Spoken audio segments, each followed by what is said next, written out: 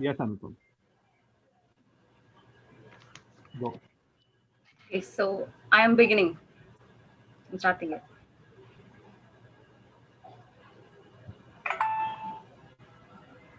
Cool. Yeah.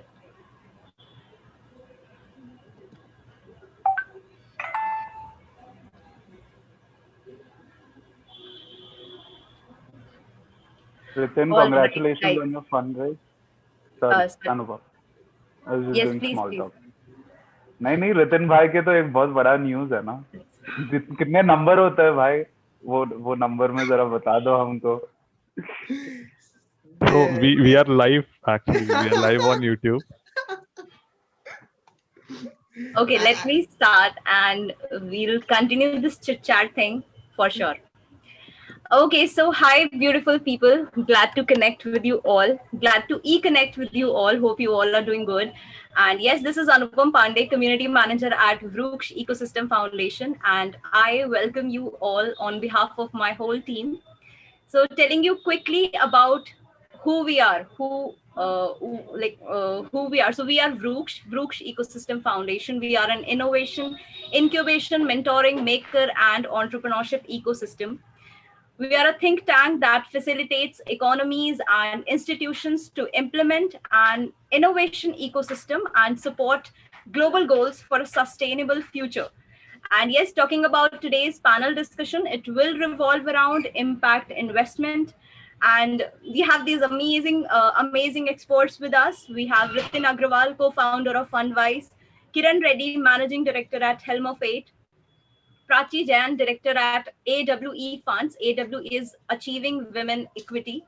Sai Kumar, senior portfolio associate at Yunus Social Business. Then we have Shidit Tiwari, investment analyst at Startup Monk.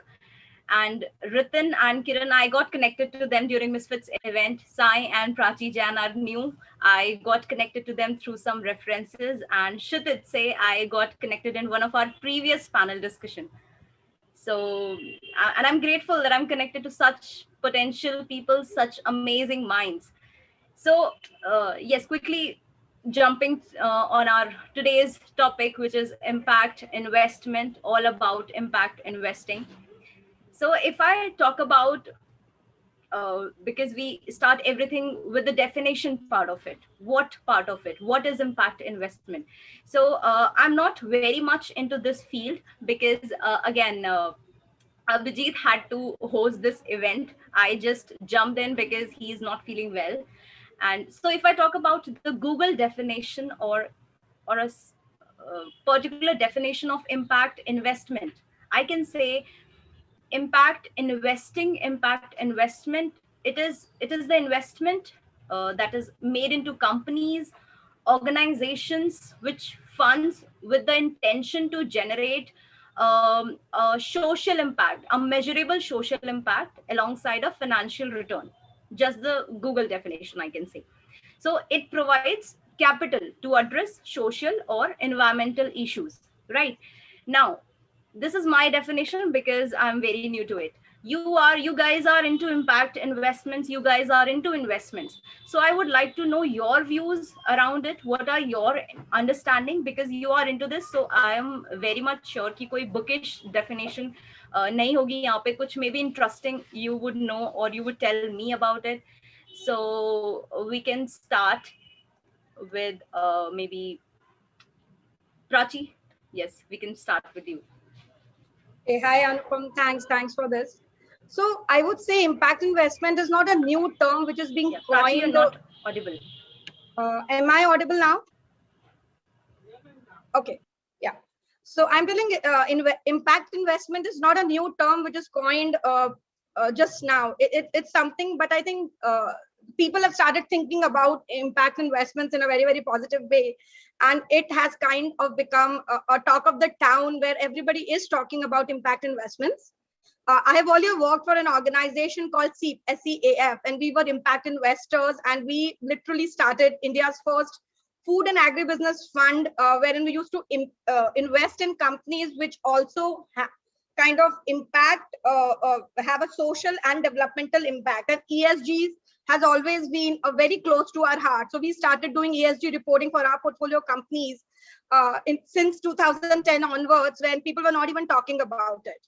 And so that's impact. And impact involves, encompasses among itself a lot of terms. It's clean energy, sustainability, water, clean tech, gender lens impact investing, social investment, social entrepreneurs, anything which in turn gives back to the society is impact for me.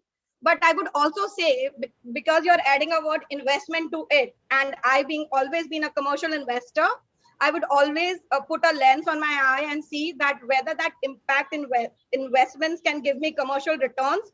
Because when you combine both of them, that's where the demonstration impact or effect comes in.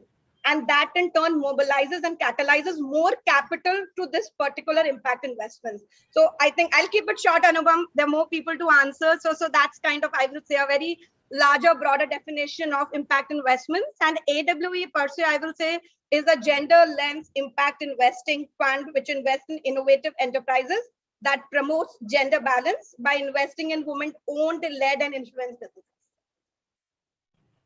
Okay, that's great to know. Thank you, Prachi, for your words.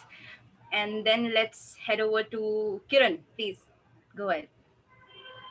Thanks. And Prachi, it's always a delight to hear from you. I love your articulation, and I think you've taken most of my points. So मैं क्या ही बताऊं. But to be very honest and fair, I think I will talk about what is social entrepreneurship, because that's where I think the impact investment ends up being received by. And a social entrepreneur, in my definition, is someone who's trying to solve a social problem with the sustainability that basically is not just dependent on external investments, but it's got some kind of marketplace access. This is a very loose for-profit purpose definition. Say, for example, if there is an NGO in Kashmir that's working with women children, girl children, for me, that guy is a social entrepreneur because he's trying to solve the problem, the social problem in Kashmir using a non-profit. So there, I would say a non-profit category comes in, and what would be impact investing here is how do you build capacity of that organization to be able to be more resilient and also less dependent on philanthropic funds. And I think there are different models of revenue that can be explored. Impact investment, I think the two words I like to use is financial ROI and social ROI. Prachi mentioned something called ESG for the viewers, that is environmental, social, governance indicators. So basically, for every profit that you generate, you also put a lens of what is your environmental, social, and governance impact. So that's a little bit for now, but I think we can open up the conversation for other people. Can I tag someone, please? I tag Kshitij. I haven't heard him. I'll save Ritin for the last because uske number mein bahut zero hai, so he should have the last word. All right. Thanks for tagging me, Kiran, and thanks for throwing the question, Anupam. So I'd like to add my 2 cents. So Prachi and Kiran, you both have covered some of the most important aspects of impact investing. For the audience who are not from the investing background, I'd just like to clarify a little bit that impact investment, because it has the socio-economic impact involved in the business, people always tend to confuse it with philanthropic funds, right? So this is not a charity, this is not a donation. There is a ROI associated with it, and that's why the word investment should actually be written out in bold with an underline and highlight that it's an investment. We are not giving you funds just to have fun with it, just because you're solving a social problem and we feel very close to you and so on and so forth. We do feel for the business that you're doing, but at the end of the day, we are investors. So just my 2 cents. So yeah, sure, you're solving a social or economical or environmental impact, sure, but it's an investment, so use it wisely. And when you speak to an impact investor, show that you can scale the business, it can sustain over long periods of time, while creating, like Kiran put it beautifully, like there's a financial impact and a social impact. That's my 2 cents. And since we are playing tag, I'll now tag Sai to take the lead because we want to save Ritin for the last. Sure. Thanks, Kiran. Great. I think not much to add after the three of you have added your points, but in a very short thing, I think I will say that impact investing is basically two words put together. That's there is purpose and there is profit. Purpose is what is what you could term as social impact, environmental impact, and all of that. While the profit part is also a very important element, which basically means it's a business that's generating profits. In if you were to look at it, there are some sectors which are by nature impact investing driven. So anybody in the education sector is, you could call, impact driven. Anybody in the healthcare sector is impact driven. But then I think what differentiates an impact, a social impact business vis-a-vis commercial impact is basically the purpose that the entrepreneur has, and I think the intent with which the entrepreneur is actually serving that particular business. Okay, great We could to go hear. to we could get over to Ritin. I think everyone's waiting for Yes, the answer from you. definitely. Kiran, you have put in a lot of pressure on me. That's like taking revenge of I don't know from where. So when it comes to impact investment, I won't delve into the definition or what it is all about or what it is like. But there is a very big understanding that has to be clear out there. See, impact investment is something like every business has its own impact. Right now, 90% of the businesses that are coming up in the market are solving one problem or the other. So, how can you say that one business is not an impact investment and the other is? If I talk about Zomato, Zomato is in a way impact because it has created a different kind of a food chain. It has solved a problem that people who could not afford or get a better meal at home. They can, because I am living since 9, 10 years away from my home alone. So I know that pain. So for me, Zomato made one of the biggest impacts. The same is with Uber and Ola, but that does not falls into the definition of being an impact investment. Impact investment is that a socio-economic problem that can yield a profit out there to the people running it with a motive that they have to earn profits and put it in the pockets of the shareholders. For me, that's an impact investment kind of a thing. Because if I delve into impact, every single business out there, whether it's a unicorn, whether it's anything, has falls into the impact definition. Otherwise, no investor puts in money into a business if it does not have an impact. Anupam, over to you. Yes, no, thank you. Yes, so great to hear such amazing definitions, I can say. And for people like us who are not into impact investment and who are not much aware about this particular domain, so these definitions were really helpful. Now, coming back to the questions, so I would like to ask Kiran here, uh, what is the primary driver of interest in impact investment, and what are the challenges you, as a managing director of Helm of Eight, you have encountered approaching investors for impact investment?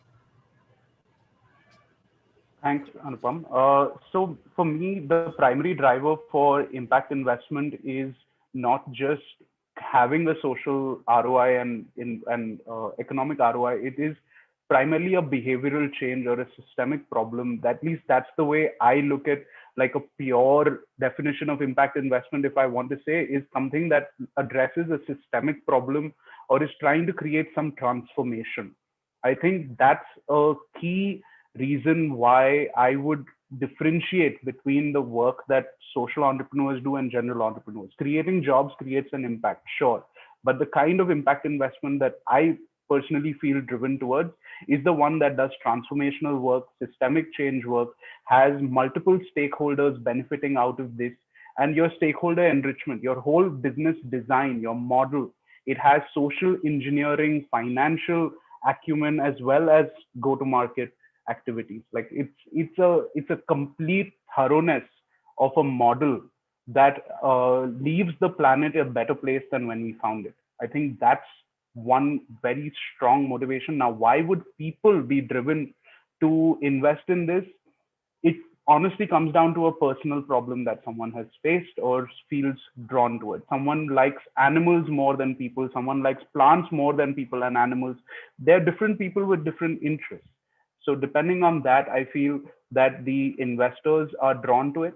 If I have to quickly answer, the problems I face with this is the understanding of what I just said, that what is transformation, what is systems change, the kind of commitment you need. It's not an annual runway. Now, today, most of the sector faces a problem ki ek saal hai.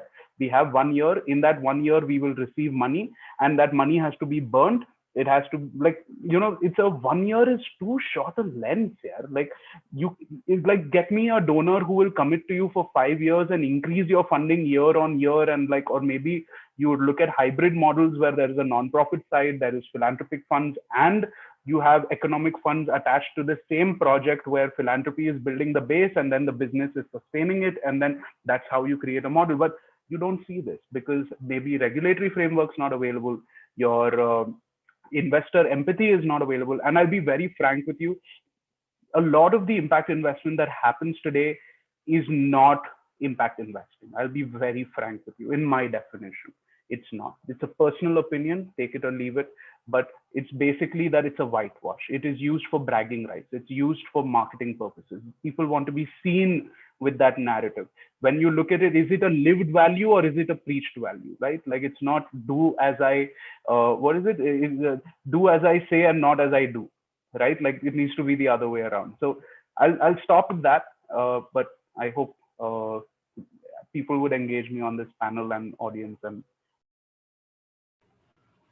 Sure, that's great. And with this, like, I would like Prachi, I would like to ask you, Prachi, that how can you relate what Kiran just said, Kiran just mentioned about impact investment, about the primary driver for interest, and how can you relate all this with AWE funds working? Like, how is AWE funds involved in impact investment, and what support it is providing, basically? Yeah. So Please. thanks, Anupam. So I think Kiran made a very valid point in terms of a lot of this is all about bragging and some to a point I did agree with Kiran, because it's all about speaking on the podium, and when it's actually about working, nobody is there to work on. But what I also believe in is that what we as AWE, so I'll come to Kiran's thing a bit later. I'll just explain what AWE does. As I just explained to you guys, that AWE funds stands for Achieving Women Equity Fund, and we invest in innovative enterprises that promotes gender balance. We are India's #1 gender lens fund because we are someone who believe in creating an ecosystem for women entrepreneurs. Our thought leadership came from our managing partner, Seema Chaturvedi, who has been phenomenal in terms of doing work for women entrepreneurs. And we run a program called RSV, wherein we got 6 rounds of funding from US State Department, which has never happened in the history of US State Department. And we in turn mentored around 575 women entrepreneurs across 106 cities and 20 states, covering 20 states in India, which is a big number, which in turn, because we have a payback, paid forward programs, which in turn have affected, as on today, 6,500 women entrepreneurs. And what we realized that investing in women is very different from investing in any other category, right? Because women typically needs a little bit of hand-holding, and also the fact that there are a lot of unconscious gender bias which are prevalent, right? And we as AWE funds understand all those things, and we try to solving those problems in a manner that it becomes easier for women entrepreneurs to reach out to us. And I think that's where we also feel that there is lack of fund managers. I mean, if you see the percentage, the fund at the VC level, there are only 17% fund managers who are women, which in turn percolates into the fact of the unconscious gender bias, which is prevalent at the fund side, which in turn is converted into less than 2% venture capital equity being provided to women entrepreneurs in US. I'm not talking about the India number. So I think that is something which is kind of a very dismal number. And that led us to the inception of AWE funds. And I've quoted these numbers quite often. And I really believe that the impact which we are trying to create, what you really need to understand is that when you invest in a woman, you invest in a society. And so there are two levels of impact which I want to talk about, which AWE funds is kind of trying to create. So as I say, investing in women creates social, developmental, and economic impacts. And I would like to share data points because I love throwing those data points because numbers are something which resonates with a lot of people. So as per the studies, women typically invest 80% back to the society as compared to 20% by men, which in thus helps in nation building. So I believe investing in women creates a much larger impact on economy and to the society. Second point which I want to figure out is that our honorable prime minister has always been talking about the USD 5 trillion economy. He doesn't have to do anything. We just have to bring in that women force back to work or create more women entrepreneurs, and we just can achieve this number very easily. Also, the fact that as per the Gates Foundation, it will take 208 years for gender equality to come in without formal intervention. Having realized that, we have kind of created an ecosystem for women entrepreneurs through our sister concern, which we called as All Foundation. And that All Foundation is involved in providing a lot of financial literacy programs, edification series, marketplaces, platforms for women entrepreneurs. So this is the macro level impact which AWE fund can create. Coming to the micro level impact, I would like to touch base upon the points, the sectors which we as fund are focusing on. Though we are sector agnostic because there are very lesser number of funds focusing on women entrepreneurs, our focus areas are EdTech, Health Tech, Sustainability, which includes clean tech and water, education tech, and fintech. So at the micro level, we actually strictly adhere to, as I say, ESG, which for people, I would just like to say it's environmental, social, and governance policies. So we strictly ask them, we provide them those policies which they have adhered to. And I think for the first time in the history, at least in India, I believe that we have added a covenant wherein we have invested that once we are invested in your company until the time we exit out, the number of women increase, be it your customer, be it your employees, be it your supply chain people, has to increase to 10x women. So I think that's the change which we are trying to bring in. It's not easy. It's, as Kiran said, that just investing will not make you do what you want to achieve. There's a lot of work, there's a lot of value addition which is being needed, and that can only happen when you're passionate about doing it.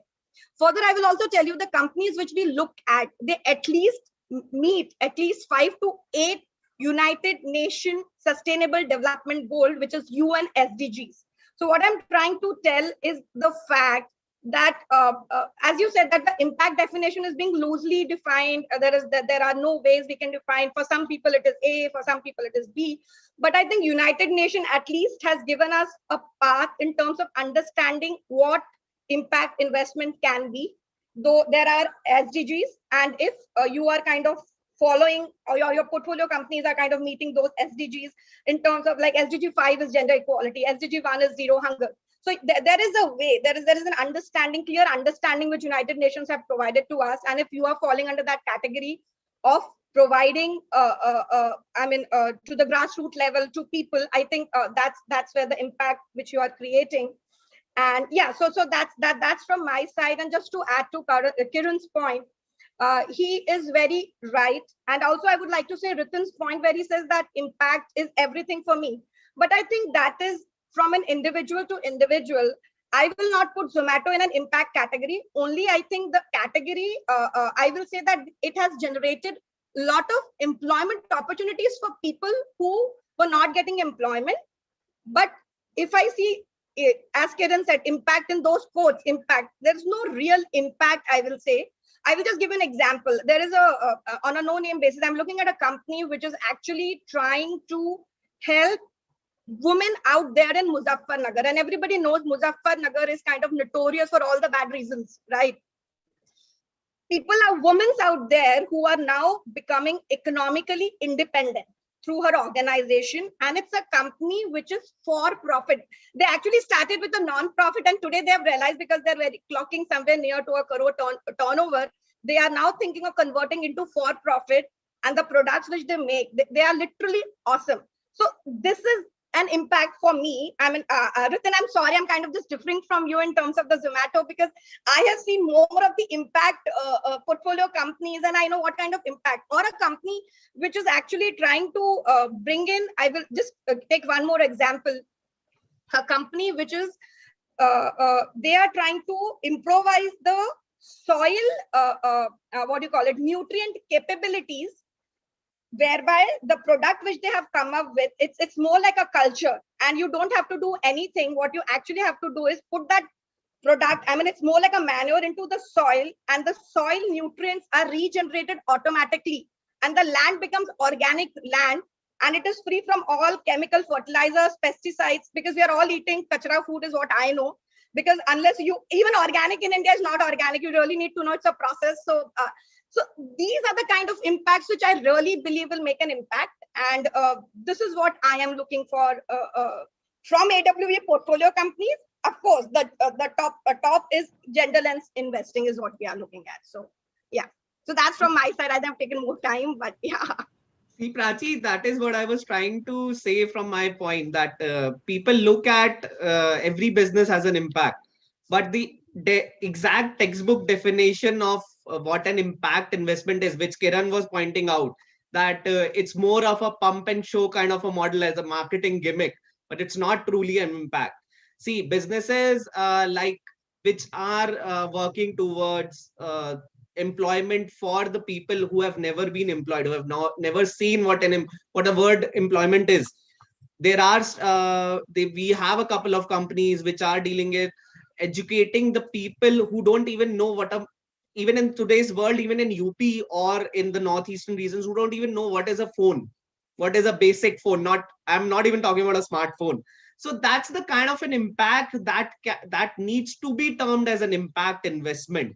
But Kiran, I won't take names as you didn't wanted to, but the investments that are happening in the name of impact, they are not impact. Yeah, and I would just like to tell Ritin just one more point I want to add is that it is kind of, even the likes of Zomato, since you specifically mentioned that companies, they have gotten behavioral change, that Kiran rightly pointed out, which is equally important for making that impact, right? Flipkart nahi aata to we would have never bought anything online, right? Exactly. I mean, that's the behavioral change. Ola. Forget about the numbers, Uber, Ola, right? Now forget about the numbers, forget about the valuation for the time being, part to profitability, I mean, valuations, unicorn status, just forget about them for the time being. They brought in the much needed behavioral change, and that's why we respect them for that. I think that's the only thing I want to talk about. And I would also say that there are a lot of foundations like Susan Dell Foundation, etc., which came to India because of startups only. They were only doing philanthropy work before, but they actually started looking at startups who were actually making an impact. So right. We would also have to appreciate that these companies coming to India gave them a way. Right. If we were to talk about Zomato and impact, I'd just like quickly take just 10 seconds and give them a playbook and say that, take care of that food waste. Don't let it turn into methane and pollute our carbon dioxide emissions. Like if they were doing that, I would call them social impact. If they were changing packaging and food wastage and like eradicating hunger, if they were consciously looking at this model, I mean, it's easier to comment from the sidelines. Maybe a competitor would come today or tomorrow who would actually make a change like that. Absolutely. And Kiran would be the first one. We will send them towards to get funded. Anyway, sorry. Over to you. Yes, what an amazing discussion going on. And yes, with this, like Prachi talked about social and economical impact. So I would like to ask Kshitij here, what's your take on social and economical impact, and what support do you provide beyond investment to your portfolio? So before yes, there's a question in the chat section too. If you would like to take that up, it would be great. All right, so yes, bunch of things to answer. So before I answer your question, Anupam, I'd like to build on to this kachra food aspect that Prachi brought up. It resonates with me quite a lot, because just yesterday I was having a call with my family back in India, and I brought up this discussion about the health benefits of avocado and asparagus. My father listened to me very patiently. But he asked me one interesting question that blew my mind. So where do I go in the market to find them? And I was like, oh, that's interesting. I never thought of that because I have a little like 10 steps away from my house. I go and get it, piece of cake. In India, you probably have to look for one fancy Reliance store that's probably selling this for 10x the price, and then you're left with the kachra food at the end. So that was that. Um, Now, coming back to the question of what we do at Startup Monk beyond providing investments. So, unlike AWE funds, Startup Monk, we are an advisory firm as well. So other than providing investments, we also provide support like idea validation, evaluating the business plan, preparing and polishing the pitch deck, preparing financial models, digital strategies, which means helping people create, founders create the creatives for establishing a digital presence. And we also have an extensive social media presence. So we use it to give them shout outs and help them gain exposures on digital platforms through our own PR channels. So we're basically grooming the first-time founders from start to finish. So it's not just providing them money, but also preparing them from the idea stage to go-to-market strategy.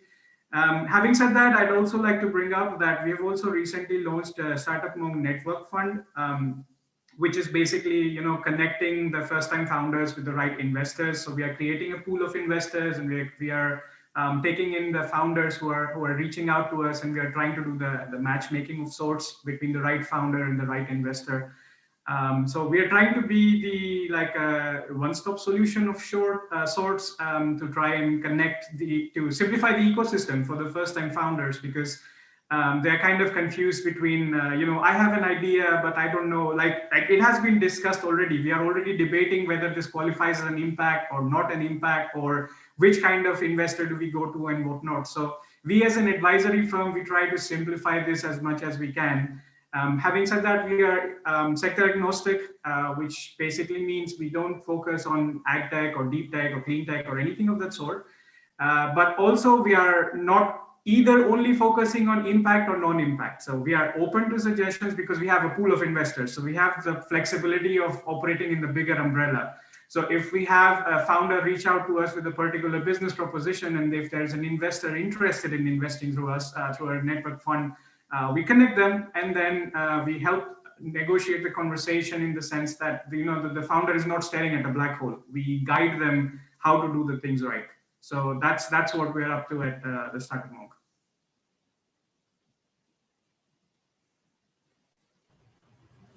And you also mentioned there was a chat question. Yes. So are you referring to Ravi Kumar's question, I guess? Yes, Ravi Kumar's question. So Ravi Kumar says, I'm from Green Techies Recyclers Private Limited, and the mission is manufacturing green building materials from waste plastic by empowering rack pickers to create sustainable infrastructures. Oh, okay. I want to know at what stage we should connect for the investment. We have developed our MVP and are going for the pilot project. At this stage, what should we do? So typically for an investor, MVP is very promising. I'm talking about my point of view. The others are welcome to pitch in because, like I said, every investor has a different mandate on how they operate. Since you're going for the pilot project, I recommend that you go for it. Show some traction and initial revenue, because you don't want to cook up numbers. Especially if you're going for impact investment, you won't have the data on the internet to give you some numbers to extrapolate on. And like Prachi, I'm a researcher and I believe in data. And that's why I became an analyst, because I want to find anomalies in the data. And I can easily identify when people have cooked up numbers. And that's why do not do that. So there is this professor in Stanford, and he's also working at Google as an innovations agitator. He has this word, he calls it YODA, which basically means your own data. I really love this term because you're not administering surveys to people to say, oh, I'm coming up with this idea for empowering rack pickers. Would you like to be a part of that? Sure, they're going to say yes because they have no skin in the game. But when you actually go to them and you say, okay, now I have a pilot, would you like to fund me? Half of the people are going to back off because suddenly there is a string attached to it, right? So don't go for these kind of speculative data. Get real ground data, on-hand data that you get from your own pilot project, and then approach an investor to say, okay, this is where I have an MVP, I have a pilot project running. Explain your feedback. Sure, you're going to have feedback. You're going to have certain problems that you've solved, certain problems you've left out for the future. So explain future projections, explain the stages in which you're developing your business, and then you're more than welcome to submit a pitch deck to any of the founders in the panel or anyone that you see is more relevant to your business. One thing you could also kind of, when identifying investors, you could also look for their portfolio companies to see if somebody is already invested in either your sector or a similar startup, because they'd be more than likely to hear you out. Like, what is something different that you're doing? If sometimes you think that that's not feasible, just broaden your search and try to reach out to investors and see what their take is on such an idea. Now with that, I leave it to the other panelists to pitch in and try and see their perspective. Kiran, you raise your hand, so go for it. I tag you. Thanks. So I just want to address Ravi Kumar that I think it's a great idea, but I think that maybe there is a little bit of a design thinking that's required, primarily to understand that you need the plastic, you don't need the rack pickers.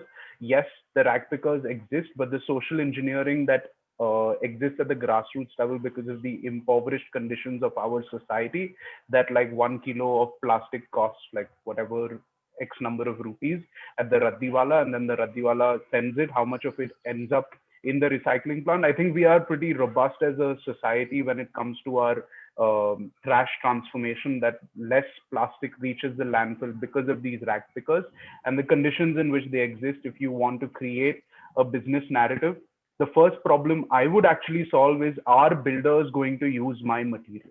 Because that is your fundamental problem. We've looked at renewable materials from renewable sources and how it solves the carbon problem, and how you can have negative carbon footprint by using concrete. This is an interesting space. I'm not saying no, but I just invite you to go back to the design thinking board and figure out your problem. The social engineering required for rag pickers, you're better off getting and sourcing that plastic which is available at a very cheap and nominal cost. You don't need venture capital money to procure that material. You will need the money for what purpose? Because you will need to convince the builder. How will the builder get convinced? That is the problem statement that I would ask you to focus on, more than is the plastic available. And of course, your product itself, the R&D and getting it through the compliances and all the different checks and balances. That would be my 2 cents to you on your project. Great to hear that, and I hope Ravi has got his answer. Yes, And thank you. If I may just add there, yes, this yes, is yes. Sai I from was YSB. about to come to you. Yes, please go Thanks, ahead. Anupam. So we do have one in our portfolio, like Kshitiz mentioned, that you could look at portfolios, and I think that's where you could get some ideas. So we have one such venture in our portfolio, which is Waste Ventures. It's based out of Hyderabad.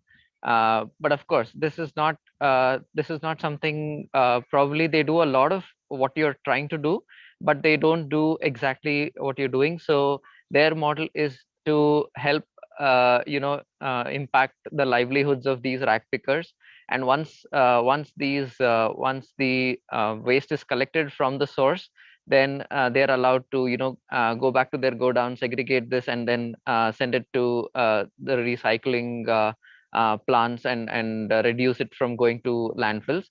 So there are a lot of these recycling or rack picking focused firms out there. So I can name a few others. One, there is Sahas Waste Management in Bangalore.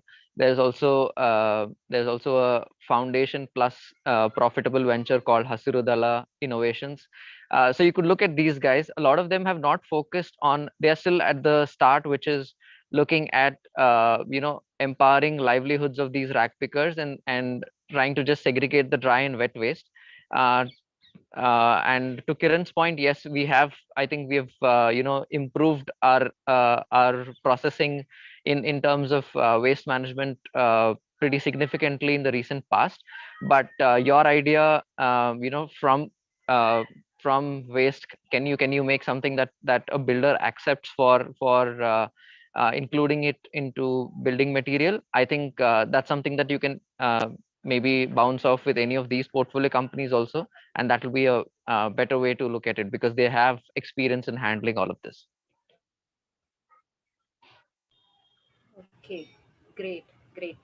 So with this, like to you, Sai, I would like to Sure. add on another question.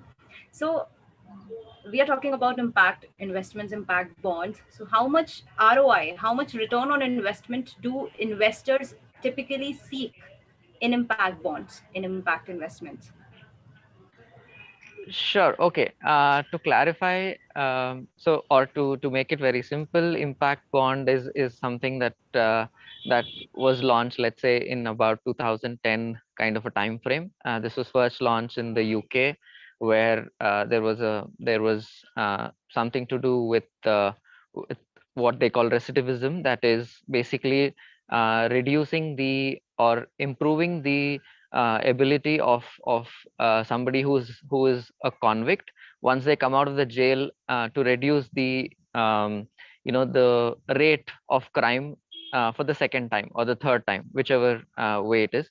So that's where impact bonds first started off. It started off in the UK, went over to the US, and today it's in a lot of sectors. The first impact bond in India was something to do with uh, educating girls in Rajasthan to ensure that there are not many dropouts, things of that sort. Coming to ROI, there's no clear-cut template or a standard format. So impact bonds are very, very, very niche, niche and specially negotiated bonds, because uh, it solves a particular purpose and it's meant only for a particular purpose, and the metrics that they need to meet are very exclusive to that particular bond. So there are bonds. So just to give an example, the first bond that was there and that was started off in the UK, this was in 2010, 10-12 time frame, that had a return anywhere between 3 and 13%. Now the of course, it varies from country to country. It also varies from the situation, that or the intent with which the impact bond is oriented towards. In India, it so and the one other thing is, people typically don't give you the ROI so directly. It is more a calculated thing. So it would be anywhere in the range of. So I've seen impact bonds in the range of 7 to 12%.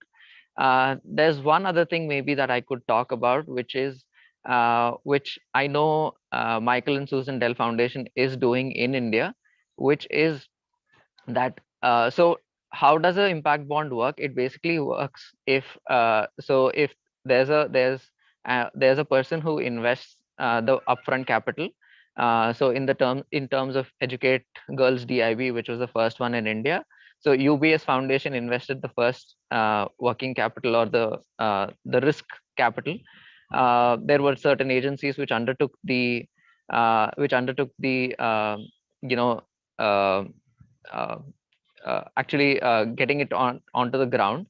And then there was Goldman Sachs. Sorry, there wasn't Goldman Sachs in the first one. There were other institutions which would pay if certain success metrics were met, right? Now in MSDF case, it's slightly different. So if so MSDF is actually giving out loans which have a particular rate of interest which is fixed. The variable component, so it has the fixed component and the variable component. The variable component can come down if certain success metrics are met. So there are both sides of it. One is the outcome side. One is what MSDF, which is pretty innovative in itself, is trying to do in terms of rate of interest on the bond itself. So yeah, it's not a very open number, and it's very special and niche to each product or each project undertaken. So that's my answer to that question. And Anupam, Great. just to Yeah. add, I've seen few bonds like Sai spoke very well explained. I will say Sai in such a limited time about the DIBs, right? So just to tell you that a lot of times, like he mentioned about UBS, so these are, they do a lot of philanthropic work, and a lot of times their ROI is not in terms of number, their ROI is in terms of the outcome. So if you are achieving those outcomes, so in all these investments, when it's a pure social investments without any, which is more onto the philanthropic side rather than onto the investment side, I will say, the what a donor want is primarily the outcome based results. So there is a lot of reporting which goes into this entire process. And the way we do the CSR in simple terms, if I can explain to the audience out there, like if every year a company in India, if it's exceeding a particular threshold limits of a turnover, they have to like it's 2% of their profits they have to transfer to a corporate social responsibility initiative where they have to undertake a project. But now what the government has done, because there were a lot of issues pertaining to that, is they have attached to it what are the conditions or what are the outcomes, what are the reportings which you should be getting to whomsoever you are giving that funding, so you know where that one every penny is being utilized. So it's not, as Sai said, that it's project to project. It's not about the number of ROI, that percentage, but it's more about the outcome which is coming out of it. Okay, so yes, it was informative and great to know about the history and working of impact bonds, I can say. So with this, heading over to Ritin, see, I know you and Hina in Fundwise are helping early stage startups get ready for investment. So what kind of gaps would startups usually show, and how did Fundwise helping them fill those gaps? Okay, Ritin. so Anupam, I would give you a brief about what has been happening here at Fundwise, and that's how we have evolved over this time period as well.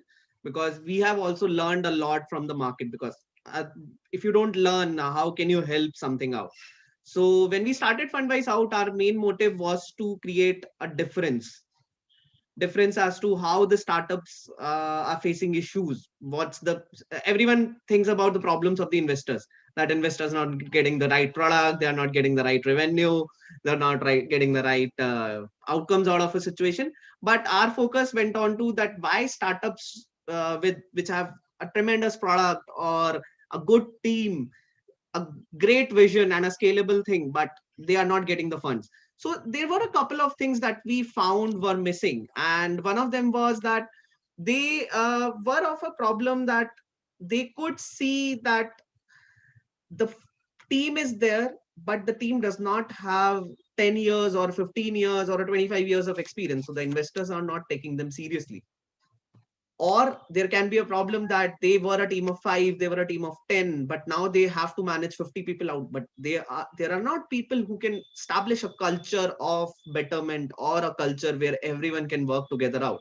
So the first of the problem that we faced was having a culture in the whole organization as to what are their ethics, what is their beliefs, what are they going to actually do apart from earning money, earning revenues, capturing the market.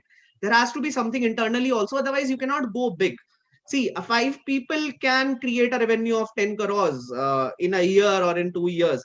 But when you have to break that wall of 10 crores or 15 crores, you have to hire more people. And more people means you need to have a culture in the whole organization. Apart from that, we have faced the biggest problem, whether it's an impact, whether it's a non-impact, whether it's any kind of, even if it's a merger or acquisition or anything out there, the valuation is the biggest challenge. A lot of startups come up that we have a tremendous idea, that's the new Amazon, that's the new Ola or something like that, and they overvalue themselves like greatly. The market is not ready for something like that. The investors are not ready. So you have to plan your rounds in a way that whether in 2 months, in 24 months or in 36 months, you are planning to go for a series A or B. So you should plan yourself in a way that by the series A, you don't dilute more than 35%, which is the ideal that we believe into. So why not go for a smaller valuation today and get some money, get that traction running? Go for a fundraise every 6 months rather than going for one for every 1 year or 2 years horizon. Why are you doing that? Because no one is going to give you that valuation. Break your round. So that's what was the second challenge. As Kshitij said, that he has an eye for numbers. He knows what is cooked and what's not. If I'm sitting at a 1 crore revenue and if I'm projecting that by the end of 5 years, I'm doing 1,000 crores revenue, see, it can be plausible. It can happen. But for giving that 1,000 crores, I would say that show it for the next 2 years, that this is what we can envision. Achieve the next 6 month target, then make it to 3 years. That would an investor would love to see, because there you can say, yeah, I can do by the end of 5 years 1,000 crores revenue, because now they can see the growth pattern that is happening. If you're putting in 1 crore rupees today and generating a revenue of 10 crores out of it by utilizing that, so tomorrow you can directly say to an investor, sir, give me 2 crores, I would take the revenue to 20 crores, additional 20 crores, because you have proved that track record. So if you are promising at that point that by investing 2 crores, we can go multiply revenue to 40 crores, an investor would believe in you, because you have proven that from 1 crores, you can get 10 crores.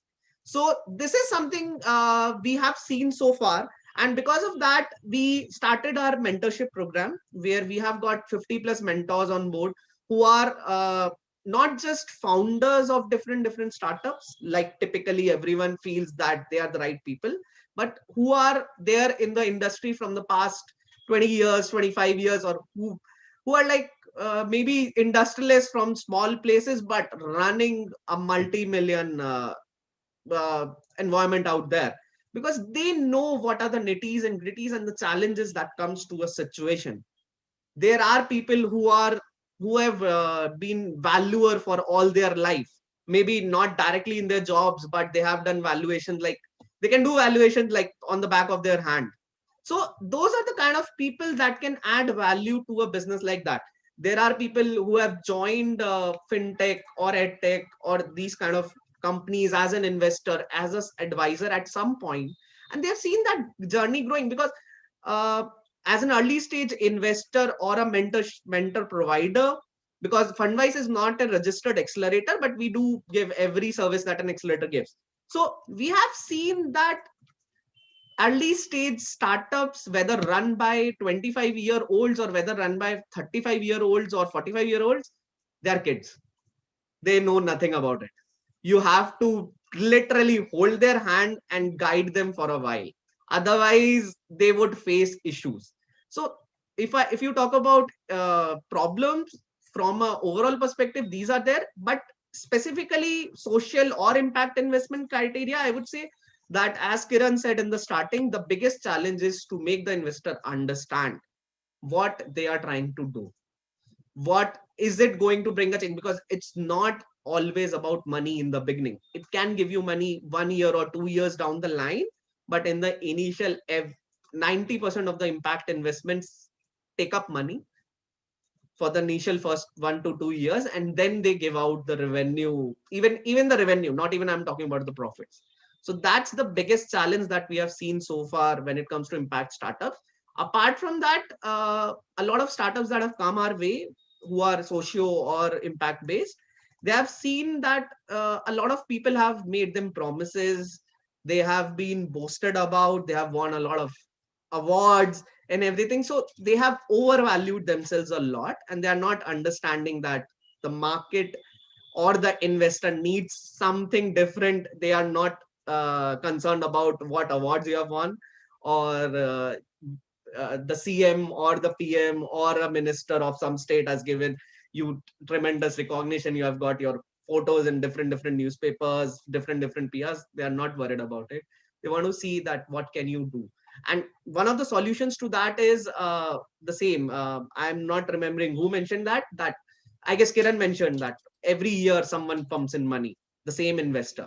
So for an impact or a socio investment, an investor who can do the follow up rounds is the ideal one, or someone who is looking at quick exit in the next round, and someone else can buy the equity out of their hands. So that's what I would say the challenges and the things that we have faced.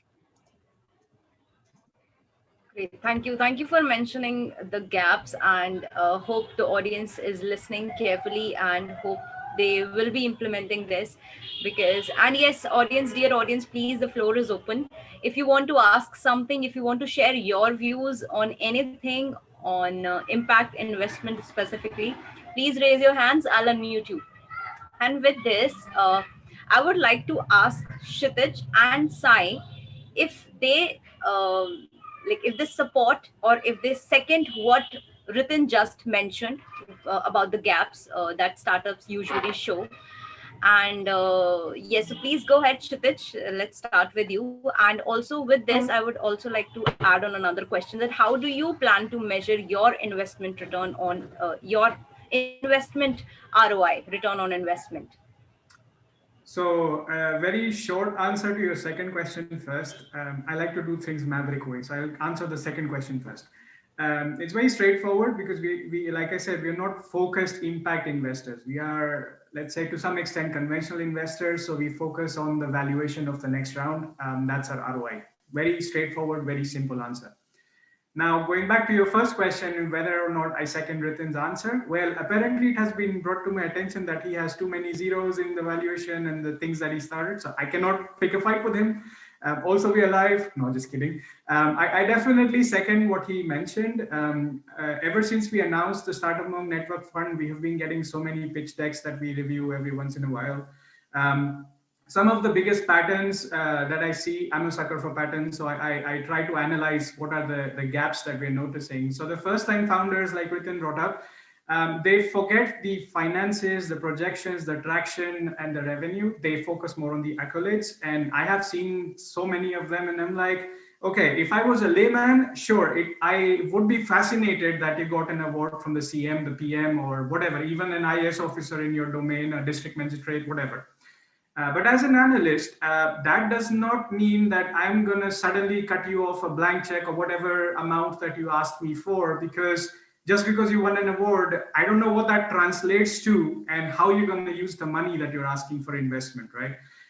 Another thing that I have noticed in these pitch decks that we have been getting is that people, especially the first time founders, they struggle to some extent into explaining what their idea is and how they are solving the problem. They give a very vague definition. So, for example, if they're running a hospitality business, it kind of doesn't explain how is that different from Airbnb. Like I could put up my building on an Airbnb platform or booking.com or something like that, and I suddenly become a hospitality business. But how is yours different? Because now you have to manage the properties, have a team in place and whatnot. So kind of explaining the moat is where they fail to some extent, if I'm being very harsh and very honest, right? So these are the kind of things that I have noticed in the pitch decks. And also like the message that they send to an investor is like, it starts to feel like a rhetorical, like PFA pitch deck, like just 3 words. And they try to personalize the cover letter that you send to an investor. Don't just go PFA, because remember, every investor, impact investor, VC, angel, any sort of investor at any stage receives hundreds, if not thousands, of pitch decks on a daily basis. So try and customize the message to the investor, show that you have done the research on the portfolio, and add a hook like that one-liner that's going to get their attention. Even in the subject line, even in the body. Don't just go PFA. I mean, sometimes I've even found emails that just stop at PFA. I'm like, PFA what? Offer letter? I don't know what you're giving me as an attachment. So that's basically, you're dropping your own chances of an investor ever bothering to either open your email or your attachment. So don't do something like that. Yeah, I mean, like Ritin mentioned completely fairly, and I completely agree to what he said. Do the MVP, do the projections, and build them on the data that you have, and don't try to go for like 10 years, 20 years, long-term projections.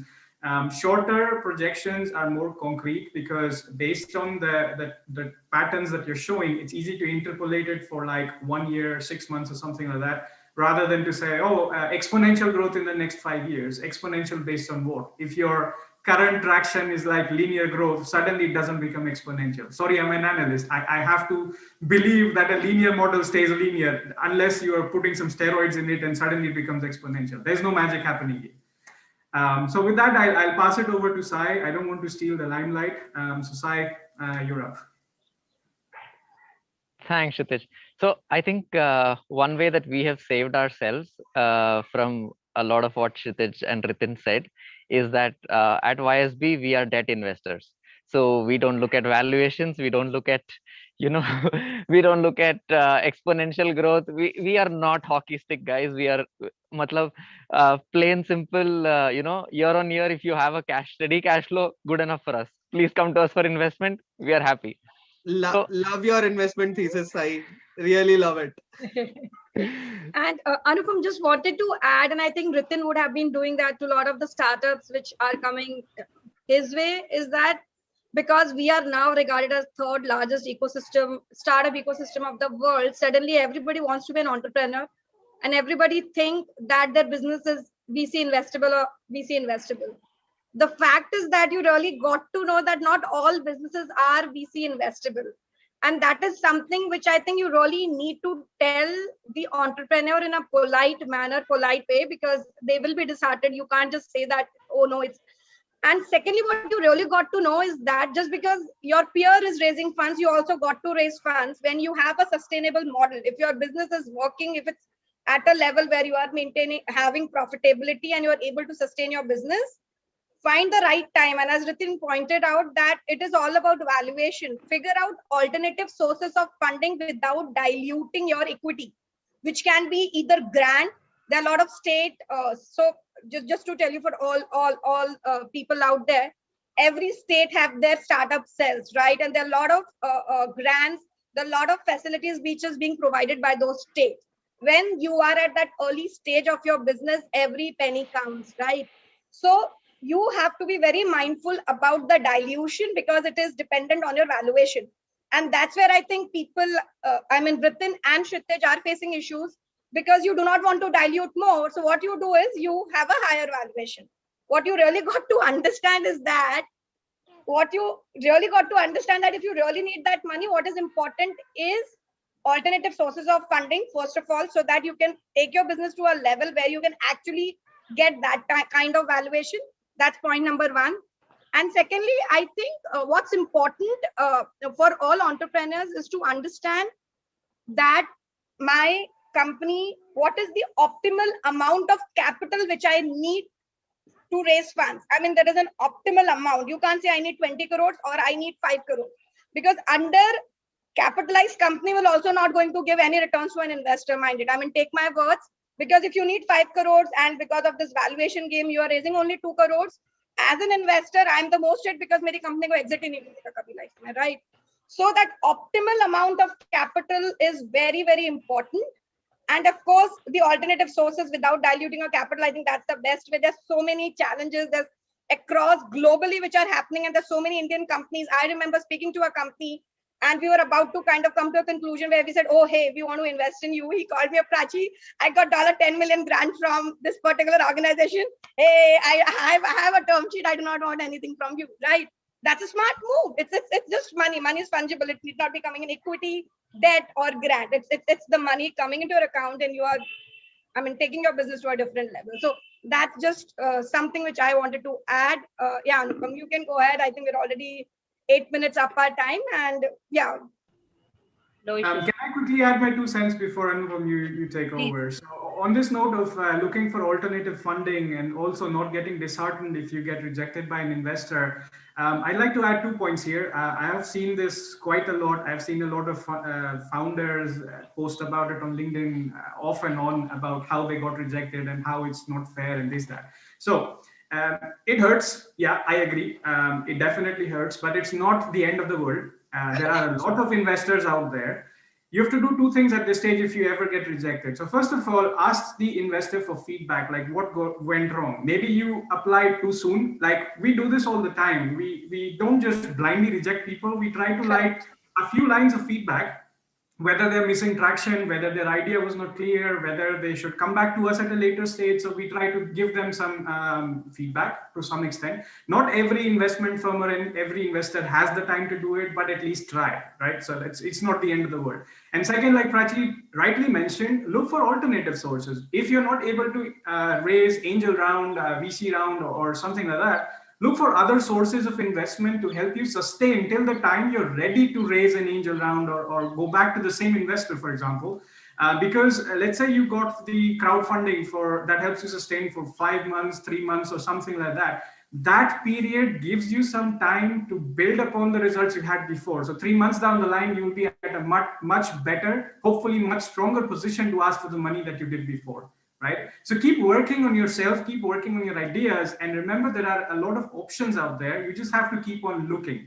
It does hurt for a bit. Go out there, drink some coffee, drink some tea, drink whatever makes you happy, sleep over it, look for feedback, and try again. That's just my 2 cents. Anupam, all yours. Yeah, and just one line, the entrepreneurship is such a glamorous word nowadays. As I said, uh, you really got to understand how hardworking an entrepreneur has to be, and that entrepreneur, when he or she become an entrepreneur, there are a lot of failure stories associated with him or her, and we never got to know those stories because those are untold stories. What you really need to understand that it's not easy, it's not glamorous, there is a lot of hard work. I remember I entered tea industry in 2004-5, and there was all we were used to tell that that's the only industry जहाँ पे आप 6 बजे जाके वर्ली पे walk कर सकते हो. I had my office very near to Worli, just a lane parallel to Worli, right?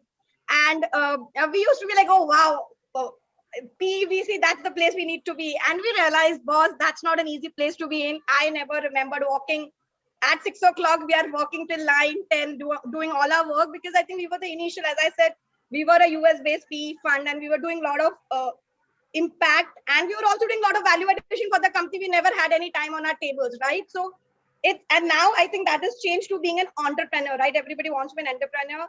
Please understand, it is your full-time job. It's like nurturing your own baby. That's the kind of effort which you need to raise your company, to build your company. So please be mindful and thoughtful. Just not, it's not like कि बनना है तो चलो entrepreneur ही बनते हैं. I mean, it's not like that. So because you will be, as I said, Ritin said, you will be disheartened, and at this stage of life, we do not want, and then you kind of take it out on investors, stating कि उनको समझता नहीं है, उनको valuation नहीं समझ रहा है, मेरे को इतने awards मिल गए हैं. They are not able to understand when the entire world, the PM is giving me an award. Why not you guys, right? So it's a very difficult task. I'm not scaring you, but I'm making you aware of the fact that, especially in the social impact space, where people shy away from giving you money because it is not giving you commercial returns, and what becomes relevant is searching for the right investors. There are different set of investors. You can't go to conventional investors to fund your social entrepreneurship project. You have a different set of investors whom you have to reach out to. Do your search well, rather than just telling that it's not happening, and it's an effort which you need so that you become a successful entrepreneur. Just in addition to what is Prachi is just mentioning, Anupam, my question is actually targeted towards Sai. Sai, we have all talked about equity. I really would like to, not from the audience point of view, but myself also wants to understand what goes on into a debt investor. If you could just brief us out there. Obviously, we will get connected after the call also to discuss at length. But if you could brief it up for me, that what does a debt investor has in mind? What's their purview? Because equity, there are like hundreds of people out there who understands that better. But when it comes to debt, it's a total different ballgame. I don't know anything about it. I know a lot about equity. I think I know, but nothing about debt. So would need your overview out there. Sure. So thanks, Ritin. I think just to hold on to the previous conversation that was going on, I think one very useful yardstick is if you can justify to any investor what the utilization of funds are, I think that will suffice. So you could forget the valuation part, you could forget everything else, but if you can justify, if you're seeking 10 million or if you're seeking 5 million, what is it going into? I hope it's not going into like increasing your paycheck, but if it's going for something really useful, then you're totally justified in the valuation game and all of those other things. Coming back to Ritin's point, Ritin, I think so at Unis Social Business, I think we are slightly we are a different thing. We focus on the principles that Professor Nobel laureate Professor Mohammed Yunus has set in for social businesses. In his philosophy, social business is one that doesn't churn out dividends or doesn't return money to its shareholders, but rather reinvest that into business, because as per him, a charity is a one time affair, but social business is a cycle. So you impact 100 lives, money comes back into the business, you impact the next 100 lives, or maybe 1,000, you multiply that, and you're multiplying business as well as the impact that you're creating. So we go very we basically base our all our investment criteria based on that philosophy. It's pretty simple. We don't have so as of today we don't have any complex mechanisms for debt as well. So so current offering is a term loan and maybe a follow-on working capital kind of a loan, where a lot of it is based on stability of cash flows, traction for let's say 2.5 to 3 years, a proven business model where we would have evaluated, of course, the usual thing that I think Kshitij does on a day-to-day basis, evaluate debt coverage, what's the collateral, of course.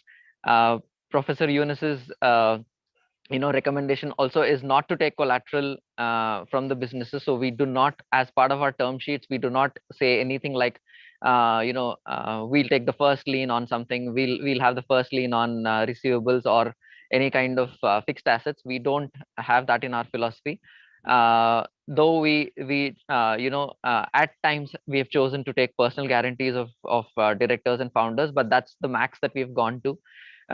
So that's kind of the term sheet aspect. The evaluation aspect of a business is purely based on more impact focused rather than financial metrics. Of course, financial metrics is basic hygiene. If that is in place, then I think a lot more focus is on the impact that the business is creating rather than any other thing. Ritin, I hope I've answered something. Yes, that these investors can tell properly. Ritin, are you saying something? You're on mute. I'm saying that this is actually something that I wanted to understand, because see, everyone has their different perspective when it comes to debt. So something like this is out there. I should have known, but I didn't know. There are two things I'd like to bring in here. One is that debt is not good for early stage. I think it comes when you're certain churn and maturity, because otherwise it could cripple you. But debt is definitely an interesting option. The second one is endowments and how endowments work. I think Professor Yunus's model for microfinance has been absolutely inspirational, from Bangladesh to almost the entire developing world has leveraged this. And I mean, I'm working with some women self-help groups and microfinance, and how social engineering, along with their ability to recover payments, is actually extremely high, because there's a social pressure that gets created with the culture, and people are more likely to pay you back without credit. These people who without credit rating, because for them it's an honor, it's a society thing, and like the women themselves have pooled in money and their savings is being used to finance the debt requirements of those groups. I think microfinance is a great learning for anyone here. The thing I actually wanted to say was how impact investing is going in a very commercial, luxury sedan kind of an approach, which the startup ecosystem has been oiling and lubricating through all your, every time I open my feed, it's like, oh, I raised 100 million here, or it raised like 50 million there, or all of these really glamorous things. Yeah, I'd be very honest, I'm very desensitized to that news. I'm more aware of the violence and all the other conflicts in society. I'm more sensitive to that. I've become desensitized to funding news in the startup space, except for Ritin, because Ritin is a buddy. And when he receives such big money, you're like, Kiran, I didn't get your text, so this does not count that you are giving me applauses here. I was waiting for it. If you have read the news, I should have gotten a text. I was like, Vruksh is there not to call us back on a panel.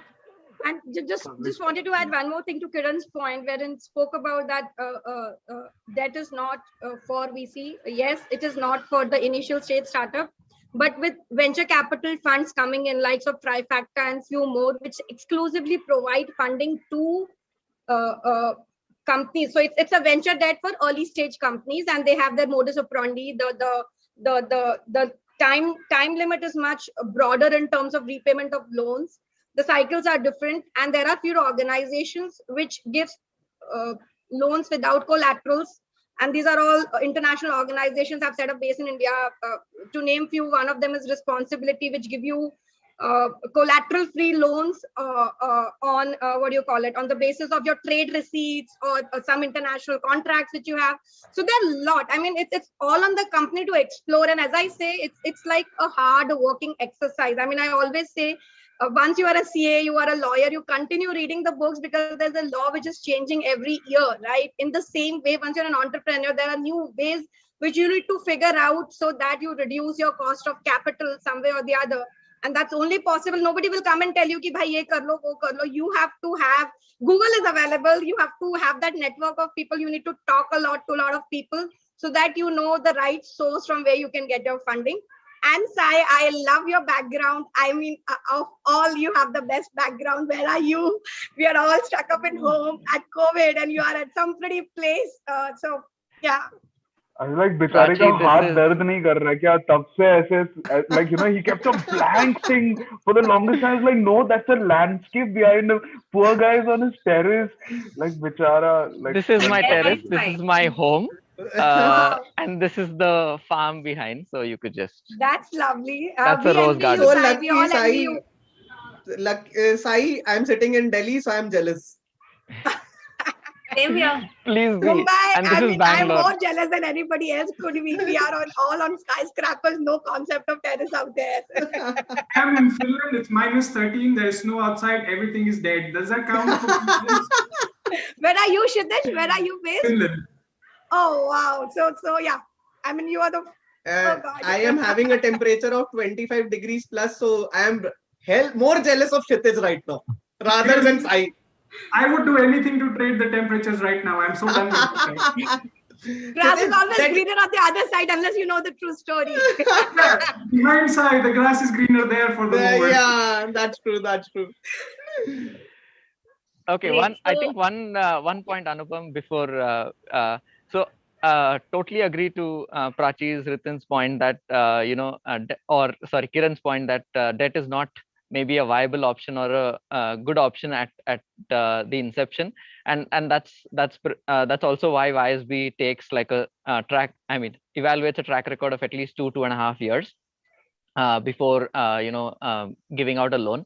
But then to all the enterprises out there who are seeking sources of capital, just to let you know, probably you all know this, but just to let you know, Ritin, Prachi, everybody's cost of capital and the valuation that they charge is way costlier. Just come back to YSB. This is cheap money. It's a Way not. to pitch your business, mate. Way to pitch your business. No, I totally agree, Sai.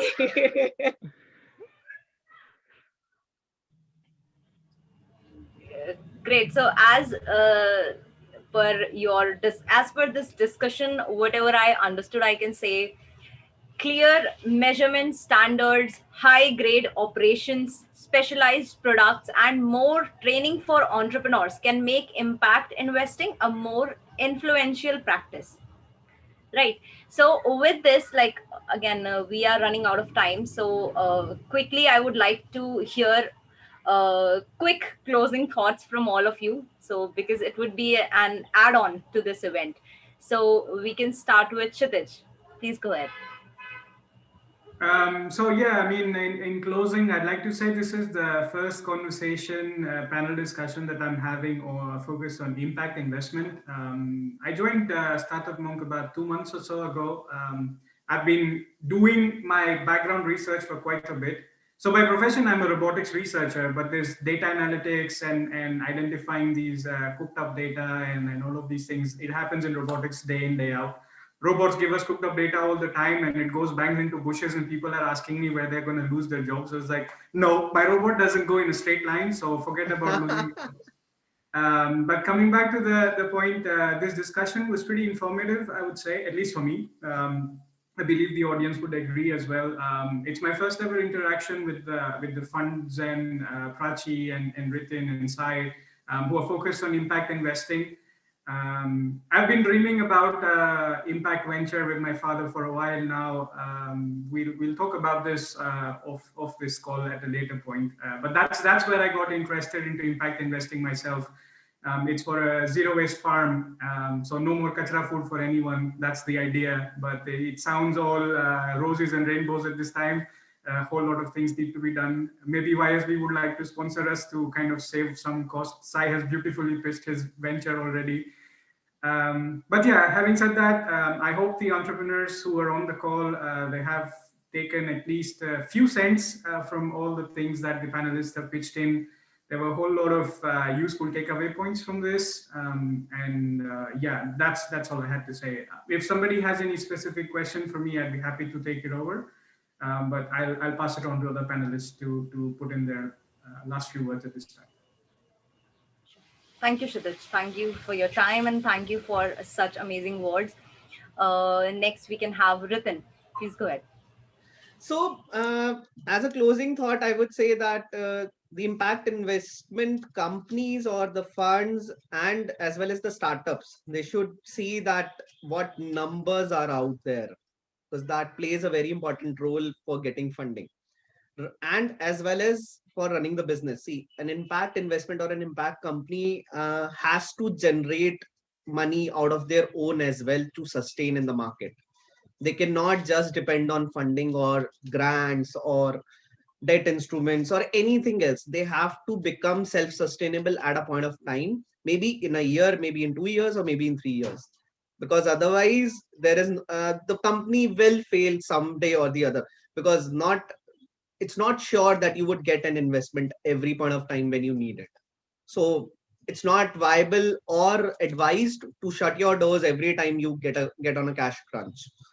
So that would be something that I want to say here to all the funds and to all the to all the startups as well, that invest in a business which who knows that they can be sustainable, maybe not for, and they just need money for the growth and not for basically running their operations after a point of time.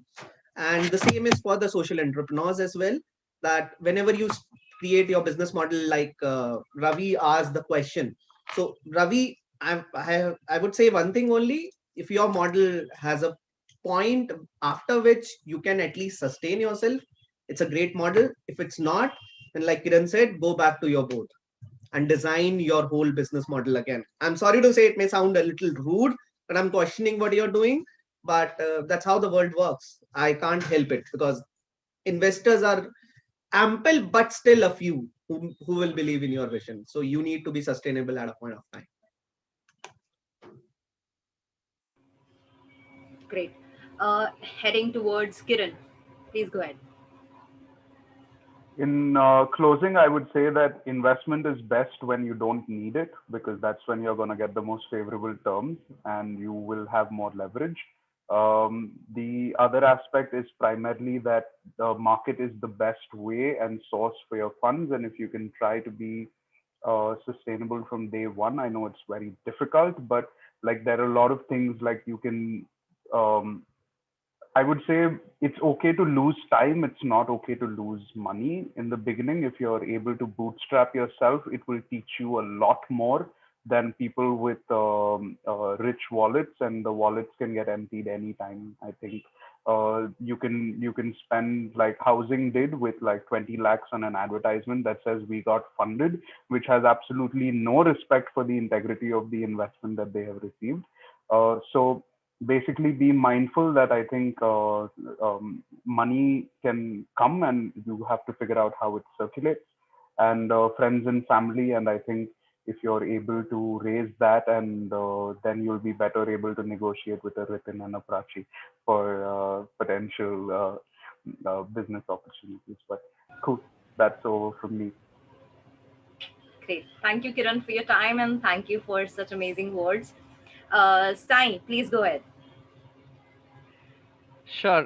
So I think in substance or in closing, um, what defines impact is basically if you're really able to create that change in someone's life, or change in the systems that work around us.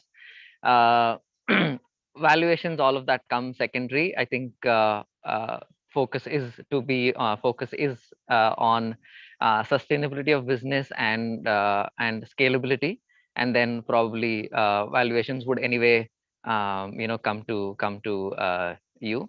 And do explore alternative sources of capital, equity slash debt.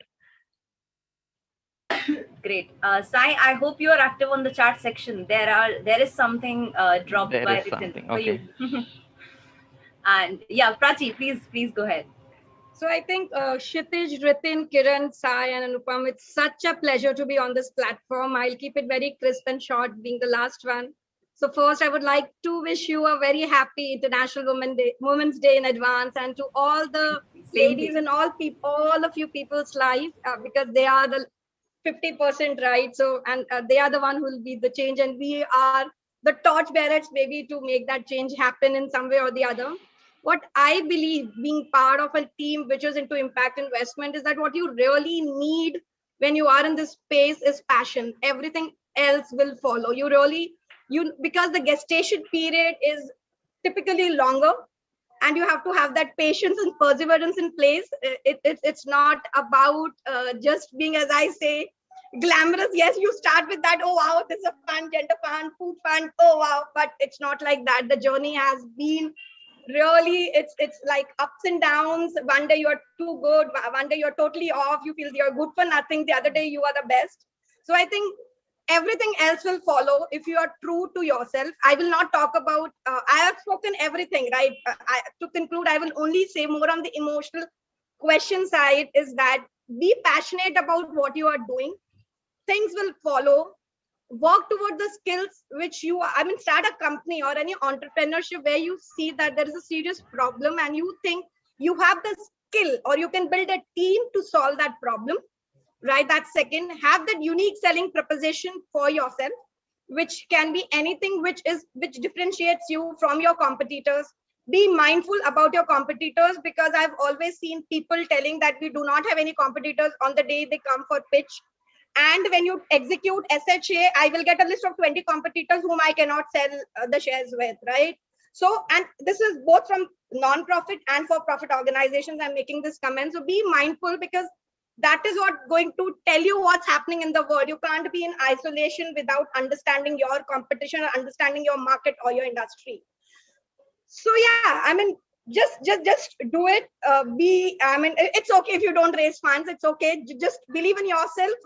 Kuch nahi to you'll make changes in life of people. It's not an end. Funding is not an end. Who knows better than us, we being investors, because we also go and raise funds, and we also get those disappointments when we know that this is happening, but we always have that smiling face, because we can't tell the world the way the entrepreneurs can, right?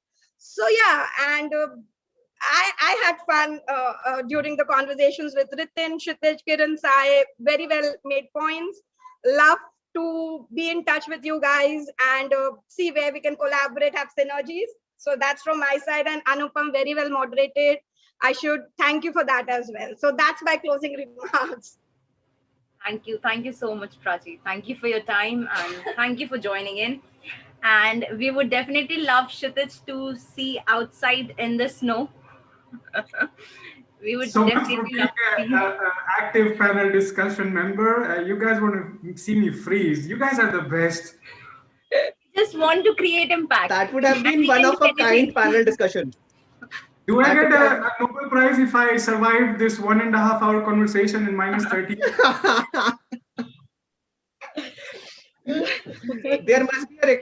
There must be some award out there. We can create an one of a kind award from Vruksh for having a panelist freezing cold for 1.5 hours in minus 13 degrees. So you are saying that does count for an impact, right?